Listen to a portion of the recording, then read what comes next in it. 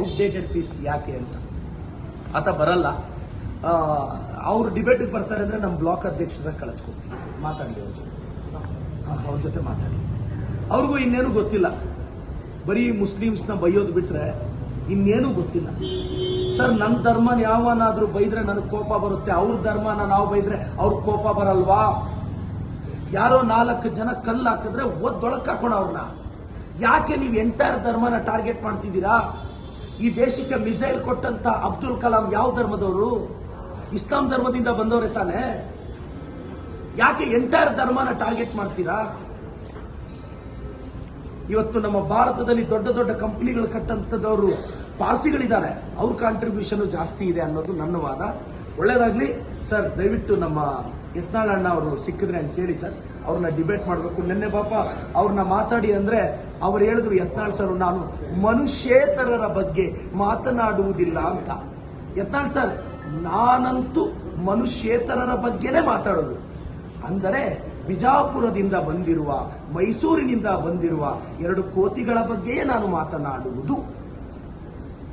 ಮಾತು ಮುಂದುವರಿಸೋಣ ಸರ್. ಅಲ್ಪ ವಿರಾಮ. ಔಟ್ಡೇಟೆಡ್ ಪೀಸ್ ಯಾಕೆ ಅಂತ ಆತ ಬರಲ್ಲ. ಅವ್ರು ಡಿಬೇಟಿಗೆ ಬರ್ತಾರೆ ಅಂದರೆ ನಮ್ಮ ಬ್ಲಾಕ್ ಅಧ್ಯಕ್ಷರ ಕಳಿಸ್ಕೊಡ್ತೀನಿ, ಮಾತಾಡಲಿ ಅವ್ರ ಜೊತೆ ಮಾತಾಡಿ. ಅವ್ರಿಗೂ ಇನ್ನೇನು ಗೊತ್ತಿಲ್ಲ, ಬರೀ ಮುಸ್ಲಿಮ್ಸ್ನ ಬೈಯೋದು ಬಿಟ್ರೆ ಇನ್ನೇನು ಗೊತ್ತಿಲ್ಲ. ಸರ್, ನನ್ನ ಧರ್ಮನ ಯಾವನಾದ್ರೂ ಬೈದ್ರೆ ನನಗೆ ಕೋಪ ಬರುತ್ತೆ, ಅವ್ರ ಧರ್ಮನ ನಾವು ಬೈದ್ರೆ ಅವ್ರಿಗೆ ಕೋಪ ಬರಲ್ವಾ? ಯಾರೋ 4 ಜನ ಕಲ್ಲು ಹಾಕಿದ್ರೆ ಒದ್ದೊಳಕ್ಕೆ ಹಾಕೋಣ ಅವ್ರನ್ನ. ಯಾಕೆ ನೀವು ಎಂಟೈರ್ ಧರ್ಮನ ಟಾರ್ಗೆಟ್ ಮಾಡ್ತಿದ್ದೀರಾ? ಈ ದೇಶಕ್ಕೆ ಮಿಸೈಲ್ ಕೊಟ್ಟಂತ ಅಬ್ದುಲ್ ಕಲಾಂ ಯಾವ ಧರ್ಮದವರು? ಇಸ್ಲಾಂ ಧರ್ಮದಿಂದ ಬಂದವರೇ ತಾನೆ. ಯಾಕೆ ಎಂಟೈರ್ ಧರ್ಮನ ಟಾರ್ಗೆಟ್ ಮಾಡ್ತೀರಾ? ಇವತ್ತು ನಮ್ಮ ಭಾರತದಲ್ಲಿ ದೊಡ್ಡ ದೊಡ್ಡ ಕಂಪನಿಗಳು ಕಟ್ಟಂತದವರು ಪಾರ್ಸಿಗಳಿದ್ದಾರೆ, ಅವ್ರ ಕಾಂಟ್ರಿಬ್ಯೂಷನ್ ಜಾಸ್ತಿ ಇದೆ ಅನ್ನೋದು ನನ್ನ ವಾದ. ಒಳ್ಳೇದಾಗ್ಲಿ ಸರ್. ದಯವಿಟ್ಟು ನಮ್ಮ ಯತ್ನಾಳ್ ಅಣ್ಣ ಅವರು ಸಿಕ್ಕಿದ್ರೆ ಅಂತ ಕೇಳಿ ಸರ್, ಅವ್ರನ್ನ ಡಿಬೇಟ್ ಮಾಡಬೇಕು. ನಿನ್ನೆ ಪಾಪ ಅವ್ರನ್ನ ಮಾತಾಡಿ ಅಂದ್ರೆ ಅವ್ರು ಹೇಳಿದ್ರು, ಯತ್ನಾಳ್ ಸರ್ ನಾನು ಮನುಷ್ಯೇತರರ ಬಗ್ಗೆ ಮಾತನಾಡುವುದಿಲ್ಲ ಅಂತ. ಯತ್ನಾಳ್ ಸರ್, ನಾನಂತೂ ಮನುಷ್ಯೇತರರ ಬಗ್ಗೆನೇ ಮಾತಾಡೋದು.